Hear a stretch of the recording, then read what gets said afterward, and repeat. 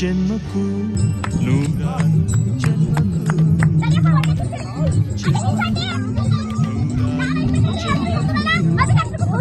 ಏನು ಅರ್ಥವೇ ಆಗ್ತಿಲ್ವೇ ಈ ಕೇಸು?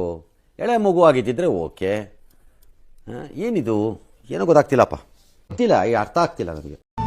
ಒಲವಾಧಾರೆಯೇ ಒಲಿದೊಲಿದು ಬಾರೆಲೆ, ನನ್ನ ಆತ್ಮ ನನ್ನ ಪ್ರಾಣ ನೀನೆಂದು.